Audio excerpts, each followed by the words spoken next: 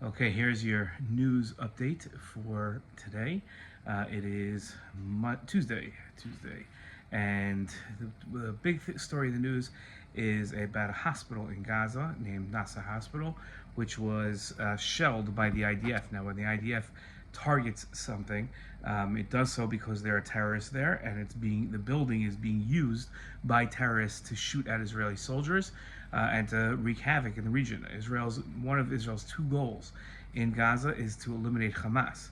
So when Hamas is hiding in a building, and generally, unfortunately, they tend to use hospitals and schools and other places which are war crimes to use as shelter, Israel does bomb them. Now, Israel hit this hospital, and there were reporters inside the hospital and healthcare workers that were killed.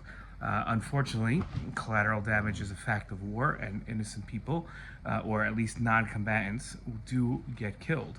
But here, Israel admitted today that it was a mistake, and it didn't say what the nature of the mistake was. Meaning, it didn't say that it targeted the wrong building or that it shouldn't have hit that building or it hit the wrong place in the building. It just said that it admitted error. President Trump had said that he was disturbed by the strike. Nobody knew what the consequences of that statement was or what the context of it was.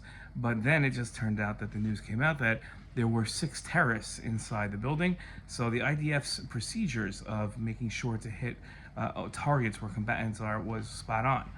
Unfortunately, there were non-combatants, it seems, in the building. Now, just as we're on the charge of killing journalists, the claims are that Israel has killed the more journalists than ever in any combat, in any conflict. These are, again, a lot of the lies. Most of these journalists that are killed are actually working for Hamas. They have more than one job.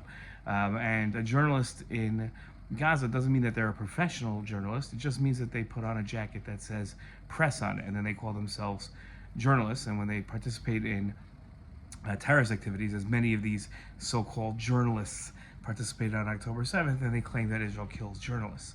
But this hospital episode is not so simple that Israel made a mistake, admitted its mistake, and it's part of a pattern or anything. It seems now that Israel was correct in its targeting, but unfortunately non-combatants died.